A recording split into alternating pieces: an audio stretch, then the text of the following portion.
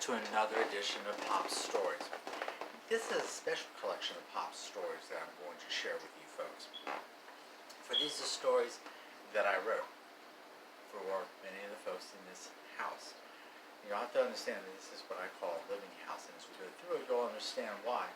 Because in this house, there are not just people, there are all kinds of different, well, you'll see. This first story is called Dance, Rhino, Dance. And if you know my family, then you'll know who it's about. He walked into his dressing room. In front of him was a picture of him in a famous dancing pose. As he looked at the poster in his dressing room, he reminisced about how he started dancing. He looked at the poster. He tilted his head to the right. He looked at it some more. He tilted his head to the left. He took a long breath. He stood up. He stretched. He could feel every muscle wanting to do what he likes to do best. Dance. He turned away from the poster. He started to dance. As he did, he started to daydream. He thought about how he started as a child. He remembered hearing his parents recount.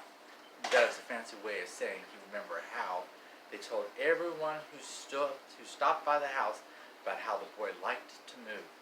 That he always seemed to be dancing. He remembers being told that if you're going to do something, to have fun with it. He remembered dancing with his dad. The two of them would hold little contests. He started to laugh as he remembered how the two of them would make everyone else in the family watch without laughing, and then vote. They had to vote who was the best. His dad would win the old dances. He would win the new dances. He paused a moment for stretching. He did a little dance step. It reminded him of the dances he would do with his sisters. Afterwards, they would laugh and laugh and laugh. He smiled. He missed dancing with his sisters. He had 5 sisters. One was on the other side of the world as a doctor. Another was at college being a student. Another had her own cooking show. Another was off the planet. Literally. She was a Rhino knot. And one was at home still being the little sister. Sisters. He started to jump up and down. How about how he jumped up and down on the trampoline with his 2 older brothers? Don't tell his mother. But the 3 would jump from the trampoline into the pool. Splash! The water went all over. They would laugh and do it again and again and again. One brother raced cars. The other brother raced cars against each other. But that's a story for another day. Brothers.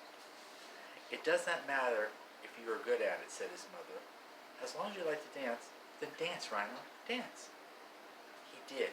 He danced ballet. He danced at barns. He danced at fairs. He danced at school. He tapped. He danced in fancy ballrooms. He remembers learning to waltz. 1, 2, 3, 1, 2, 3. He found himself waltzing in his dressing room. He sighed.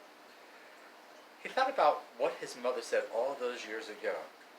It does not matter if you're good at it, as long as you like to dance. And dance, Rhino. Dance.